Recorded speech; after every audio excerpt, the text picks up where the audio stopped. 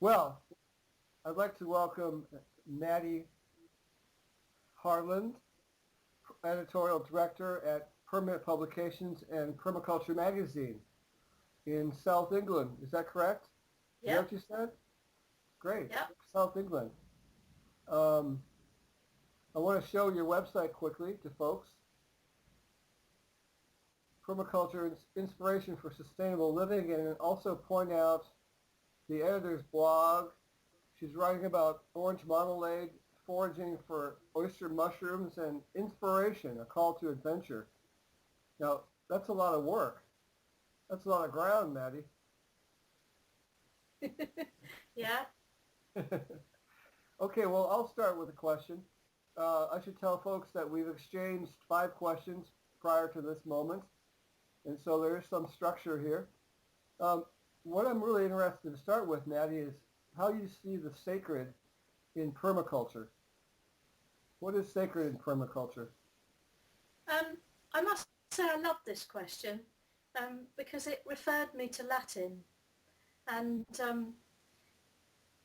sacred is taken from two Latin words, sacre and ficer, and it means to make whole.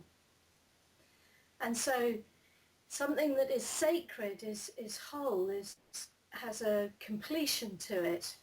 And I felt this was really interesting thought in terms of permaculture because, of course, what permaculture is fundamentally about is creating wholeness, is creating cycles of energy that sustain themselves, that move in cyclical ways rather than energy sinks. So energy sinks would be linear thinking that arrives at a conclusion but doesn't inform the beginning of the process. Energy sinks is sort of taking a food waste and throwing it in the bin and shoving it in landfill. And of course in permaculture, as is so well documented, we take food waste, organic waste, and we create it. We create it into something else. We cycle it back into the system by compost. So for me, this whole question of wholeness is like a signpost to the sacred. It's about not throwing things away gratuitously. It's about valuing. It's about seeing the most humble of resources as fundamentally of value to be kept in the system. I have done some writing on this, and it seems like our backgrounds in Judeo-Christian mythology prescribe a certain amount of ideology and dogma and sculpture, physical objects that represent sacred in a lot of religions. Um, what you're describing isn't really about sacred objects anymore. It's about a practice, a sacred practice. Is that right? Yes, and I think it's also perception of the world in that, when you have the sacred and the profane, you're dividing up the world into black and white, into good and bad. But when you look at the concept of being sacred from a point of view of wholeness, you're actually looking at something that's interdependent, interconnected, is a web of life rather than just a collection of objects that might be randomly placed together. So it's a different way of perceiving the world. It's more of a pattern language. It's really actually what the indigenous mind does. It's Yeah. more about a worldview. And, famously we went down this Cartesian worldview path where we became probably over-analytical and linear thinkers, and we focus very much on left brain. And permaculture is a way of bringing in all the skills and attributes of left brain, but marrying them with right brain and creating a more whole intelligence. Well said. I'm going to slip in one quick question and then allow you to follow up with your own.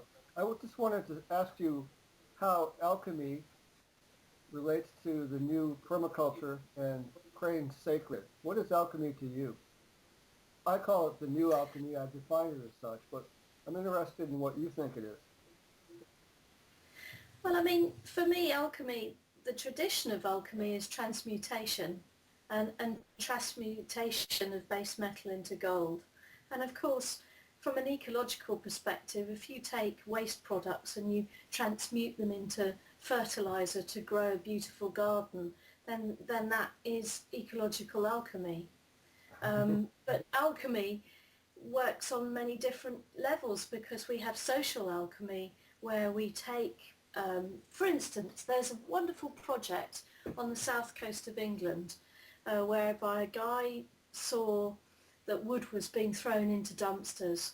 So he decided to set up this community project that contacted all the builders and construction companies in the area and said, don't dump your wood anymore into landfill and dumpsters. Bring it to me and I will find a market for it. So, and he advertised for people to work on this project. He got some funding and he wasn't too particular about who came. So he just took people in and they had jobs, and actually he found that he had opened a social edge because a lot of the people that came to work for him couldn't get other jobs, they had long-term unemployment problems, they had criminal records, and they came and worked on this project, got work experience, they recycled a waste resource, they learnt building techniques, they resold some of the products and some of the actual raw materials back in the market to generate markets. So there was all this social stuff going on about inclusion and training and the acquisition of new skills in many ways. And to me and then he thought, this is a brilliant project, and other people said, well, we want to do this in our town. So he set up a way of franchising it, not in the kind of Taco Bell consciousness model, but more like he developed training and resources and a support system for other people to do it locally, so that it spread as, from one node into a web of resource centres. Now, to me, this is sort of entrepreneurial alchemy, and it's also social alchemy because it changed some people's lives very profoundly, and it integrated them back into a positive social enterprise part of society. And then you have what we do. I mean, we've been publishing about permaculture since 1992.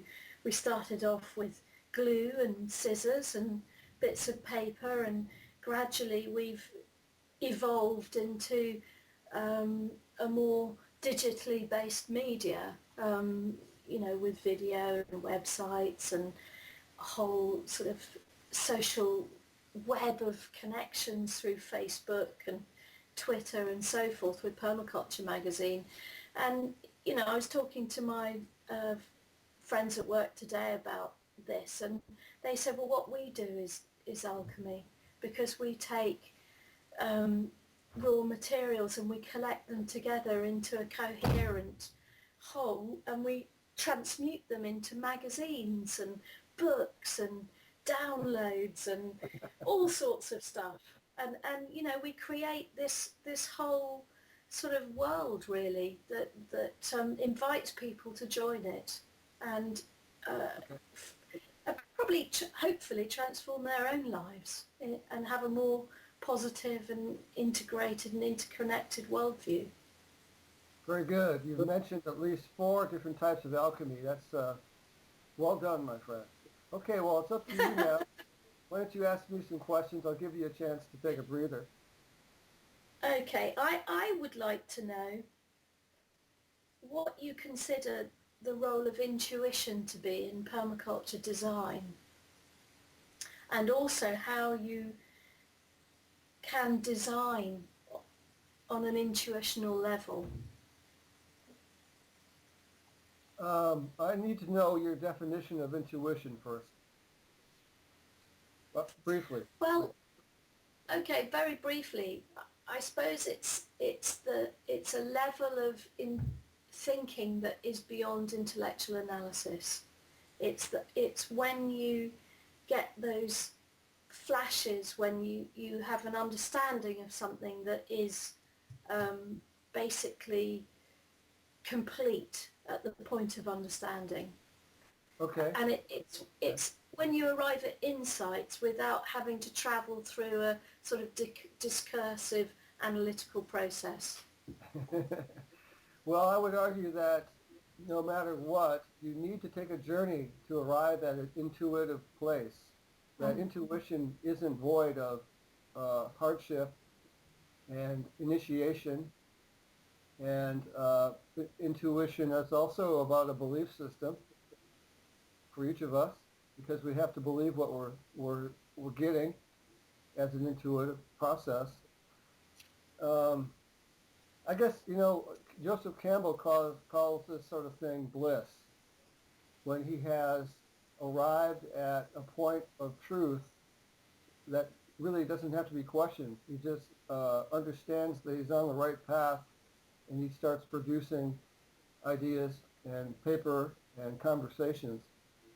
And I would say that I have arrived at that same moment of bliss from my journey. Asking you to interview is about being wide open to the possibilities and your feedback, and that's a part of testing intuition to me. Being open to others' input, but not fearing it, of course. So, yeah, it doesn't happen overnight. It takes a long time to find an intuition, I think. But then it's a remarkable place to then live your life. And I think perhaps we're both privy to that. Okay.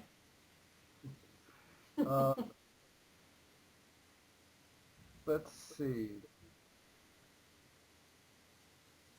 Well, that's a nice segue. To me, permaculture is primarily a spiritual ethos, a spiritual place. It's not about sun angles and seed types and maximizing crops for the year.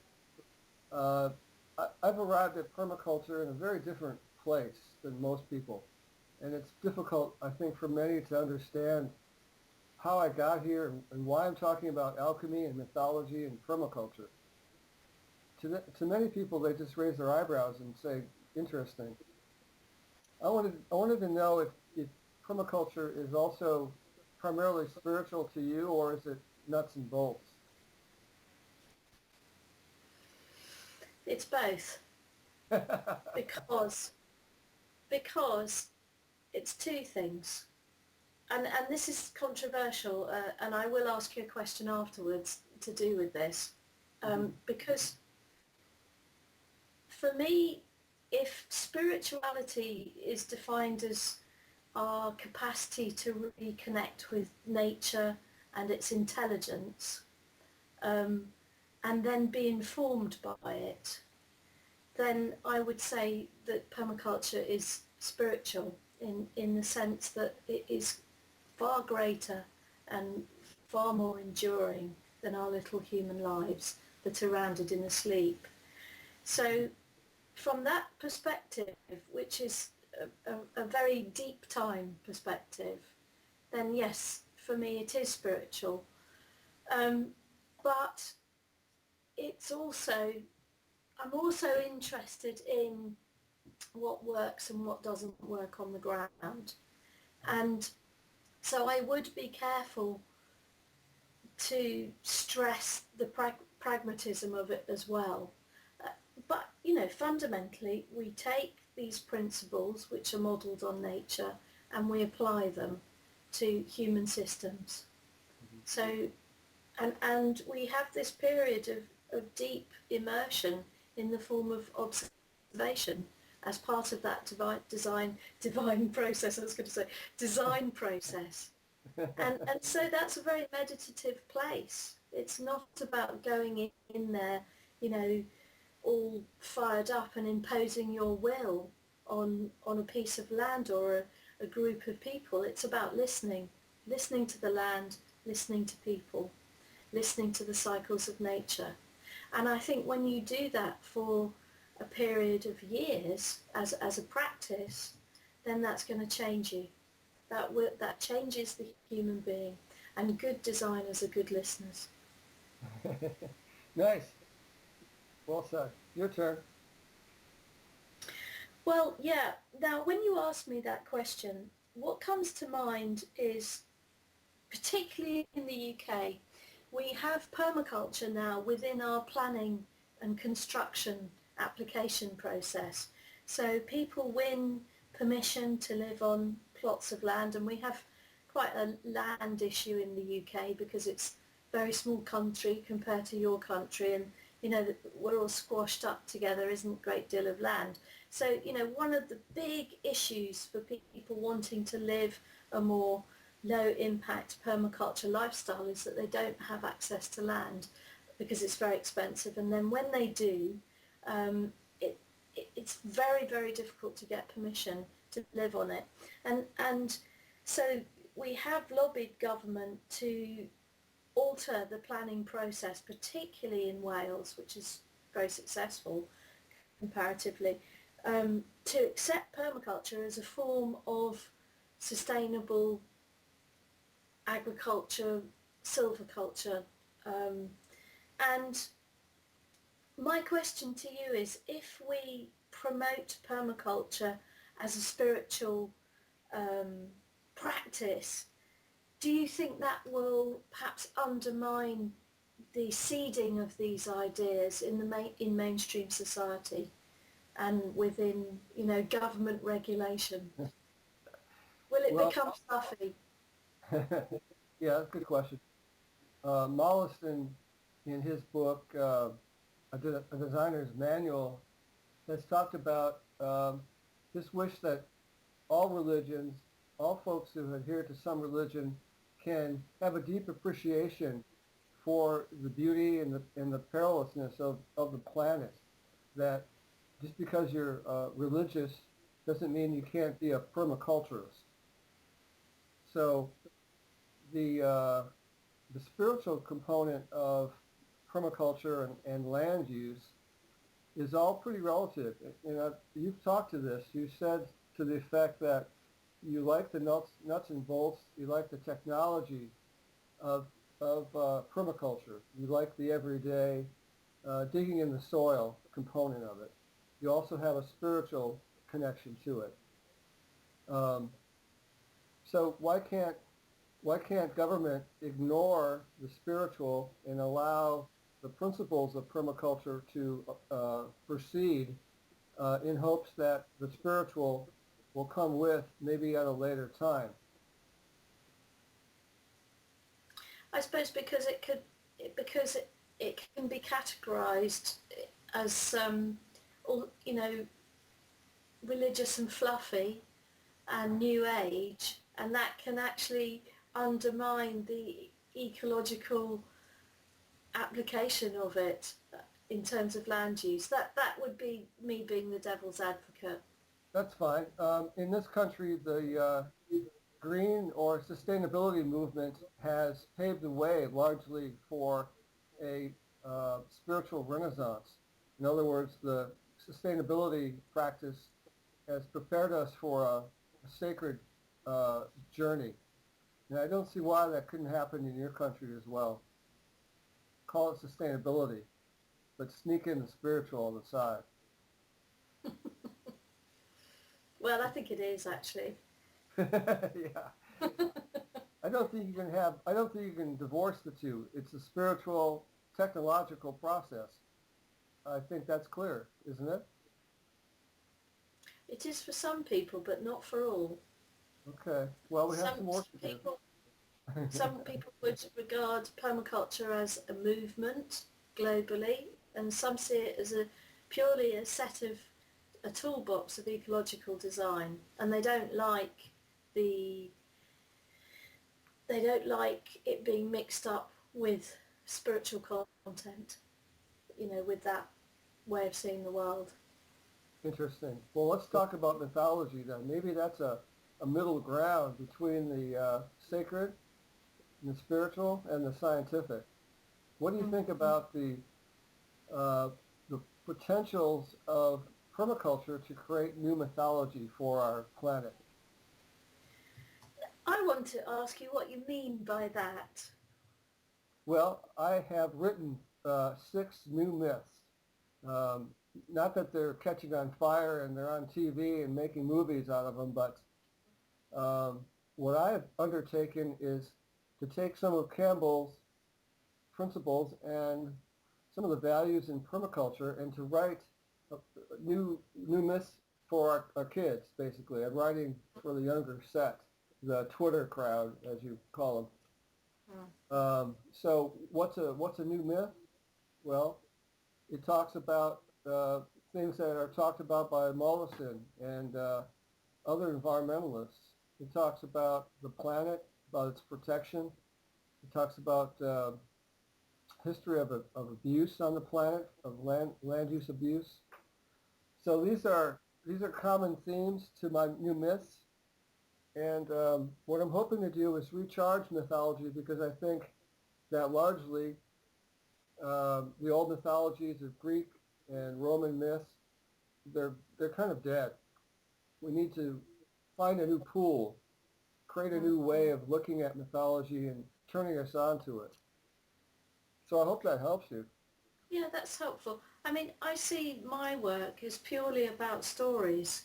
I know I published practical information, but actually that's but beneath most of the articles that we publish they are stories. They are the hero's journey through the planning process, or through the whole, through a journey of restoring the earth in a small way. And so for me, this is actually what the call to adventure is. The call to adventure is a mythology in itself. It's the ordinary person waking up one day and realizing that they can take on the mantle of the hero, and that the quest actually is there for all of us. And never has there been a time more pressing where this quest for restoration, this quest to make whole, has been more important. So tell me, are these stories myths, or are they just stories? How do you distinguish between a myth and a story then? Well, Campbell would say through archetypes. Okay. So do you have myths there? Do you have myths that are bubbling through the digital world up to our consciousness, or are they just everyday stories of land use issues? I think we are beginning to develop some mythologies. So I think sometimes the people that they're focused around can be a little bit uncomfortable with that, but we have one of our authors called Ben Law, and he has been on television. He in the States, as well as he was on Extreme Houses in North America, but he rather famously built his house from his own woodland with his own materials, and has evolved this new technique for building in the round, in softwoods. So things like Port Orford cypress and other timbers, and using wood that's usually discarded. But he, and millions of people have seen his TV program now. But the mythology around him is not so much the roundwood timber framing techniques or what plants he grows in his vegetable patch. What he does is he has an ability to touch in to the sort of pure spirit of all of us. You know, all of us would love to be attuned with, we call it woodland in the UK, that means a small forest. We love to be attuned with the wild. We like to be connected with what's going on through the seasons.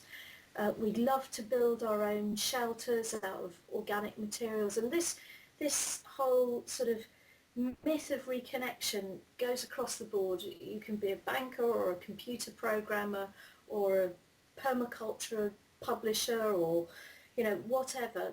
But all of us as children have built dens in gardens and have, played in this way. And I think he taps into that psyche, which is part childhood playing, but it's a deep aspiration, a human aspiration to build beautiful home structure from, benign and renewable materials and to be attuned within the landscape. And so I think that's an example of a permaculture myth that isn't explicitly written yet, but is in, it's in the air, it's being broadcast, and a significant amount of people that I talk to from all sorts of walks of life have heard of him and saw the programme, millions and millions, really. Can you tell us again his Yeah? name, please? His name and the program? Okay, he's called Ben Law, Okay. and the program is called Grand Designs. Very cool. And you can find excerpts all over YouTube. And it's all about this journey of this poor woodsman, the poor woodcutter from the storybook, who goes out and battles with the authorities and overcomes all the legislation and the regulations and is able to then put shelter over his head and build a house for his family. and not only that, it's all low impact and it has a beautiful aesthetic, and along the way he invents and develops a new architectural vernacular. So he's a hero. And I know so many people who would love to do what he's done.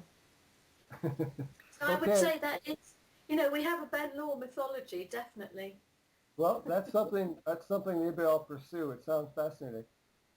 Maddie, we have a little bit of time left, and I wanted to have you ask a final question of me, if you would, something that might have touched you. Yeah, I'd like to ask you about, for me, what's the point of this interconnection between mythology and permaculture? Why do we need to undertake this journey? How will it enrich us? I see a global community coming as a result of permaculture. And I don't see a global story base to support the development of permaculture across the planet as it works in different cultures and different language. Mythology to me is a glue, a connector, and it's about the future, about the past. There really isn't a mythology of permaculture, but I see it as a real healthy spark or initiation for helping others to understand the values of permaculture. So with a world with myth is richer, more immediate, more important, more special for our children especially.